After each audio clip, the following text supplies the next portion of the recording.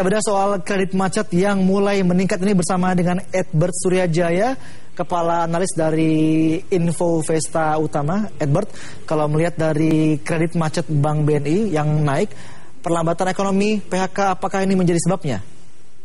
Oke, ya, jadi perlambatan ekonomi memang disinyalir menjadi salah satu penyebab jadi kenaikan kredit macet tersebut. Sebenarnya kredit macet tersebut itu datangnya dari keterlambatan pembayaran dari sebenarnya peminjam yang sifatnya institusi, yang mana itu memang dipengaruhi oleh perlambatan yang terjadi dalam bisnis mereka, seperti itu. Baik, tapi Edbert, kalau kita lihat selain Bank Negara Indonesia, kredit macet Bank Sentral Asia juga ikut naik walaupun tidak setinggi dari BNI. Apakah kenaikan kredit macet dari dua bank ini akan diikuti oleh bank-bank lainnya? Oke, kemungkinan untuk kenaikan tersebut tetap terbuka ya. Kenapa? Karena terutama untuk bank-bank yang memang penyaluran kreditnya memiliki gaya yang sama dengan kedua bank tersebut, yaitu penyaluran kepada peminjam korporasi. Nah, seperti itu, bank-bank dengan karakteristik seperti itu kemungkinan untuk terjadi cukup besar.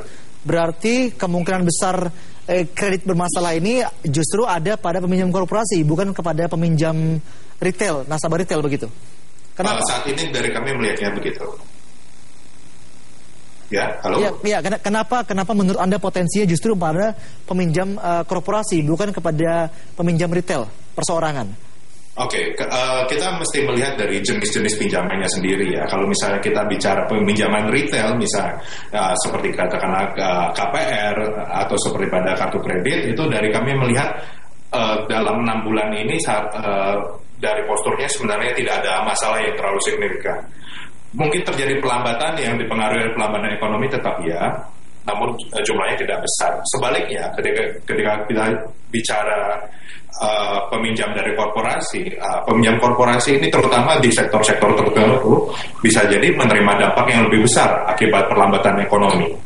Baik, Edbert, kenaikan kredit macet juga kami lihat terjadi tidak hanya di bank, tapi juga di perusahaan multifinance alias perusahaan kredit. Nah, apakah ini sesuatu hal yang harus kita waspadai dalam beberapa bulan ke depan? Oke, kalau dari kami melihat potensi kenaikan kredit macet ini tetap terbuka sampai paling tidak nanti kuartal 3 tahun ini.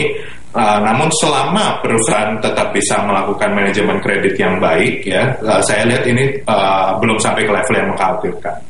Baik, terima kasih analisanya Edbert Suryajaya, Kepala Analis dari Info Vesta Utama. Dan sekarang kita lihat bagaimana pasar saham pada siang hari ini yang